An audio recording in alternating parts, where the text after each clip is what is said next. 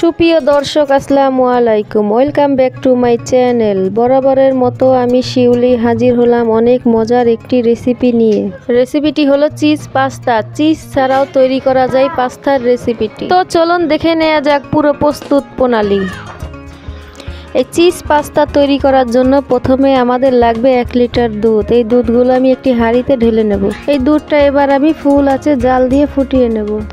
আমি এই cheese pasta রান্নার জন্য নিয়ে নেব 250 গ্রাম পাস্তা। এই দুধটা আমাদের ফুটে এসেছে, এর মাঝে দিয়ে দেব 2টি ফাটিয়ে রাখা এলাচ। দুধের সাথে অ্যাড করে দেব 1/3 কাপ চিনি। আপনারা চাইলে কম বা বেশিও দিতে পারেন। মিষ্টির ব্যালেন্স ঠিক রাখার জন্য দুধের মাঝে দিয়ে দেব 1/2 টেবিল চামচ লবণ। চুলার আঁচটা এই মুহূর্তে মিডিয়াম আঁচে থাকবে। চিনি গলতে গলতে আমরা আরেক সাইডে পাস্তাগুলো সিদ্ধ করে নেব। পাস্তাগুলো আমাদের সিদ্ধ হয়ে গেছে, এবার আমি নামিয়ে ছেঁকে নেব।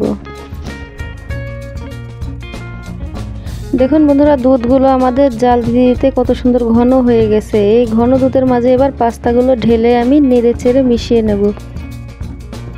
মিডিয়াম আঁচে আমি পাস্তাগুলো 5 মিনিট রান্না করে নেব।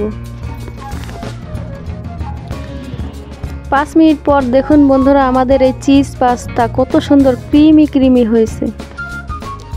এখন আমরা পরিবেশন করে নেব। তৈরি হয়ে গেল আমাদের সুস্বাদু মজাদার চিজ পাস্তা।